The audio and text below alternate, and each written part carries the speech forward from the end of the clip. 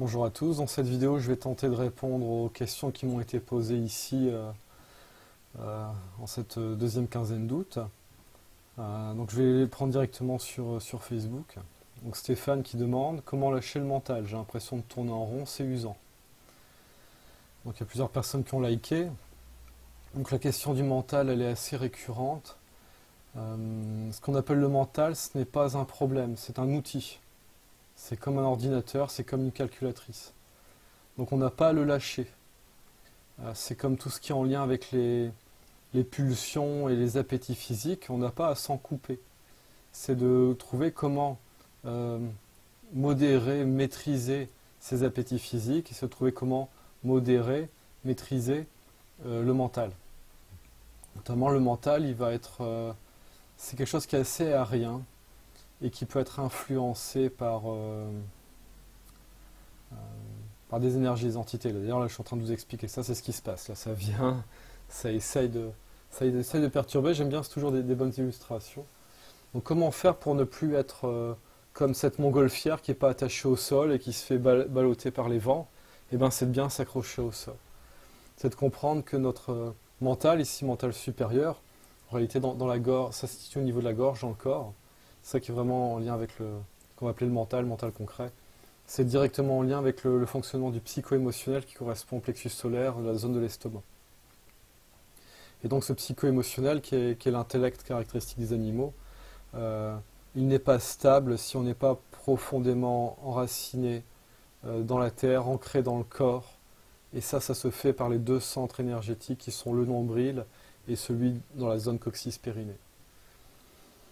Donc la clé, c'est que l'âme, la conscience, elle descende dans le corps suffisamment profondément pour, à l'instar de cette montgolfière, elle puisse s'amarrer profondément pour que ça reste stable.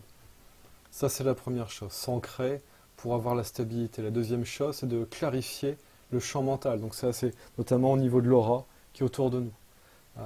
Si c'est pollué, s'il y a des miasmes, des énergies, des entités, notamment les énergies, les entités qui essaient de contrôler au niveau du mental, là, vous allez être embêté, vous allez tout le temps batailler avec elle. Donc c'est de dégager ça. Une fois que ça se dégage, une fois que vous, si je peux dire depuis la lumière de votre thymus, vous repoussez et que la lumière est présente, là c'est paisible, c'est calme, la conscience devient claire, et là on peut vraiment être juste présent. Présent, on existe. On existe. C'est vraiment d'être beaucoup plus placé dans le cœur que dans la tête. Voilà, si je peux répondre, pour répondre ici en quelques instants à la question. Donc maintenant une autre question de Carole. J'ai entendu, la conscience n'est pas en nous, nous sommes dans la conscience. J'aimerais mieux comprendre. Donc ça c'est une façon de voir les choses. Donc je vais répondre par rapport à cette façon de voir les choses. Tout dépend comment on définit la conscience. Ici tout est énergie. Mais cette énergie elle soutient une programmation.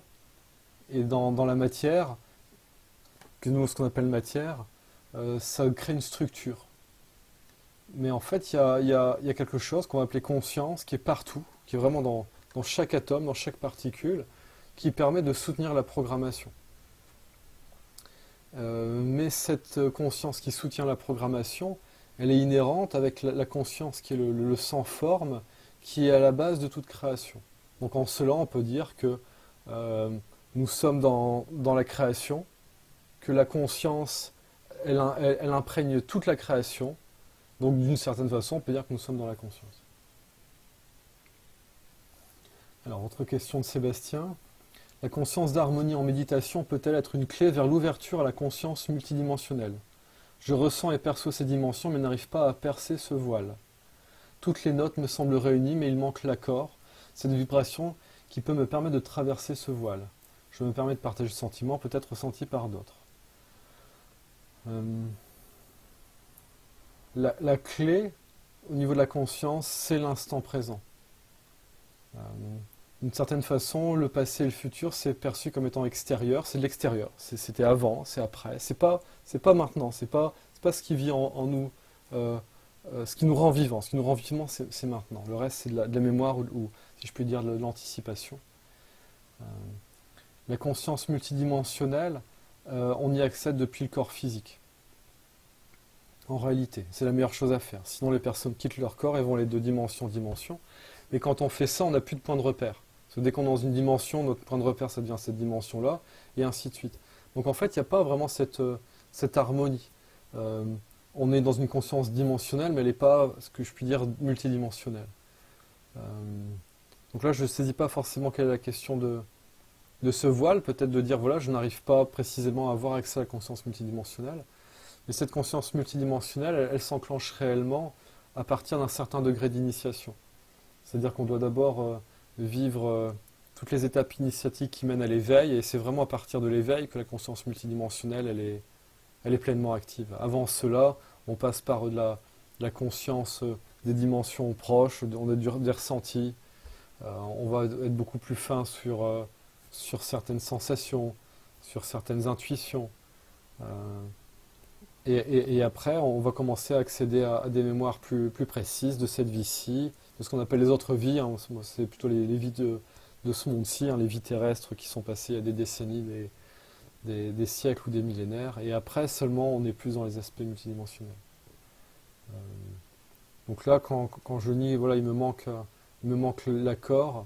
À mon sens, l'accord, ça se situe au niveau du je suis. Donc c'est effectivement d'atteindre le niveau initiatique qui correspond à ce je suis qui se manifeste dans le corps. À la 4e initiation, il commence à être présent au niveau du centre de la poitrine. 5e initiation qui correspond à l'éveil, c'est beaucoup plus significatif vu que ça s'illumine au niveau de la tête. Et 6e initiation qui est l'intégration de l'éveil, ici ça va se manifester beaucoup plus dans le corps. C'est à ce moment-là que c'est réuni et que là il y a tous les témoignages d'unité des personnes qui ont vécu l'éveil, voilà, c'est en lien avec ça. Donc là, la clé c'est l'éveil. La clé c'est l'éveil pour ces choses-là. Ici en séance, je propose des aides au niveau multidimensionnel pour justement aider à favoriser l'harmonie ici-bas, vu que tout ce que nous sommes ici-bas, ce n'est que la somme de ce que nous sommes dans les dimensions. Donc pour avoir plus d'harmonie ici, on va chercher à grandir en harmonie au niveau multidimensionnel. Et quand il y a suffisamment d'harmonie ici, d'ouverture, de montée vibratoire, on vit ce qu'on appelle l'éveil. Et là, on a beaucoup plus d'autonomie pour travailler au niveau multidimensionnel et karmique. Alors une autre question de Annie. Peux-tu nous éclairer sur ce qui se passe à la naissance où, d'après toutes les traditions, nous avons un guide pour nous accompagner dans cette nouvelle incarnation? Et comment savoir qui il est, si se mettre en relation est possible? Merci. Donc là, il y aura d'autres questions par la suite en lien avec les guides. Donc je le répète, je crois que je le répéterai jamais assez.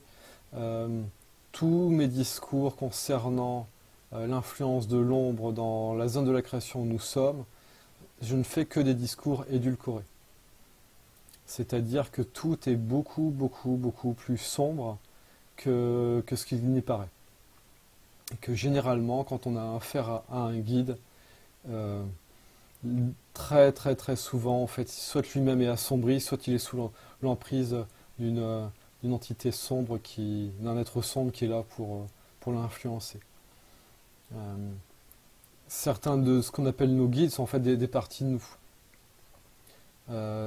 Là où on peut se fier à cette forme de guidance, c'est en lien avec des parties principales qui nous correspondent et qui sont reliées à notre je suis et qui sont censés être les garants lumineux, quoi. C'est un petit peu la bonne étoile. Donc déjà, quand vous parlez de guide, si vous parlez d'un être extérieur à vous, il y a un problème. C'est ce qui est lumière en vous. Donc là, à mon sens, lâchez ce mot guide, vous vous adressez directement à la lumière, et la lumière va se manifester au travers de certaines de ces manifestations, au niveau de certaines de vos parties qui sont lumineuses pour vous guider.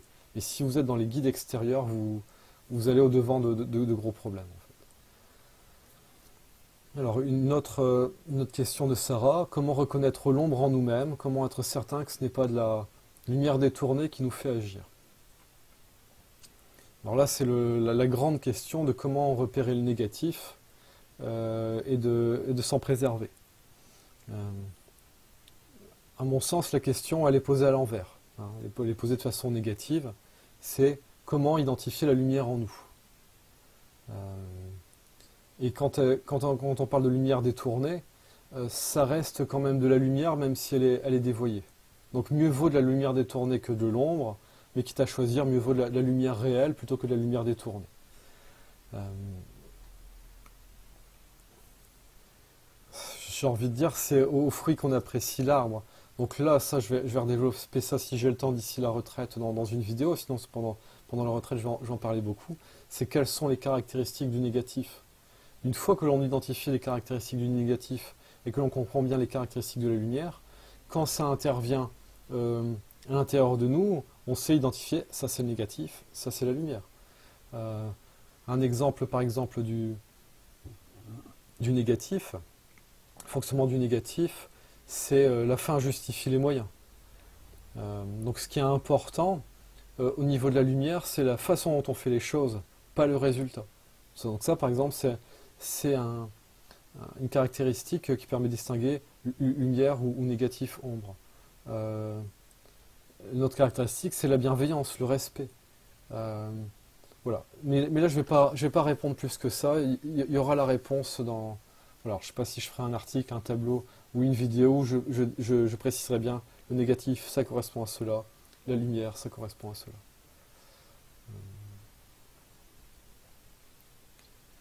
Donc là, question suivante. Donc, toujours dans le sens de... donc c'est Michel qui pose la question. Lui, comment sentir qu'on s'adresse bien à nos guides c'est de déjà sentir dans votre cœur que c'est sain, que c'est tranquille, que c'est harmonieux. 99 fois sur 100, quand ça va venir vous informer au niveau du mental, c'est du piratage. Allez, je grossis peut-être le trait, 99 faut dire. 90% du temps, ça va être du piratage. Donc si vous vous laissez manipuler par votre mental, vous allez vous faire avoir à tous les coups. C'est dans le cœur que ça se passe. C'est dans le cœur que ça se passe. Là, je vais citer l'adage qu'une personne m'avait transmise. C'était que si ta tête te dit d'aller à droite et que ton cœur te dit d'aller à gauche, va à gauche parce que ton cœur ne se trompe jamais. Donc c'est votre ressenti, c'est dans votre cœur, c'est dans votre lumière, dans le thymus que ça se passe, pas dans la tête. Toujours question de Michel par rapport aux initiations, le besoin d'un maître.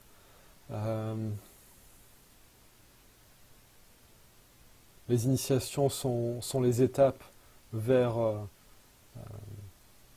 la réalisation de ce que l'on est réellement en tant qu'esprit, en tant que lumière. Le maître, il est là pour servir de guide, dans le sens de montrer le chemin, éventuellement à certains moments d'accompagner sur le chemin.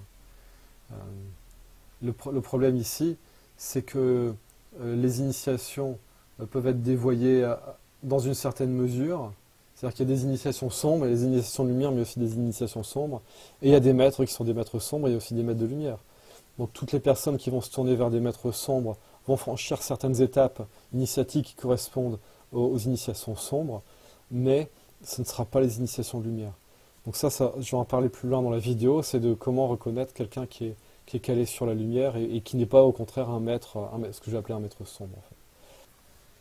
Alors autre question de Michael. Les rêves peuvent-ils être parfois le vécu de vies simultanées, parallèles? Alors même époque, même corps, famille, mais configurations différentes. Métiers, compétences, choix, événements. Les différentes versions de ce que nous sommes évolueraient sur leur propre timeline. Ou est-ce que tout cela est le fruit du mental plan astral? Donc si je me base sur certains rêves que j'ai pu faire, à certains moments, c'est comme si je vivais clairement dans d'autres mondes. Donc ça pourrait être ce qu'on peut appeler des vies simultanées, parallèles, donc dans d'autres dimensions. À certains moments, quand c'est très très semblable à ce que l'on vit ici, ça peut être des formes de répliques de nos vies physiques, mais sur un plan qu'on va qualifier beaucoup plus de astral.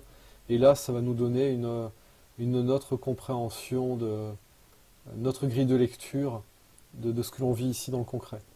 On va dire que c'est la conscience qui va nous donner d'autres informations sur comment comprendre notre vie ici.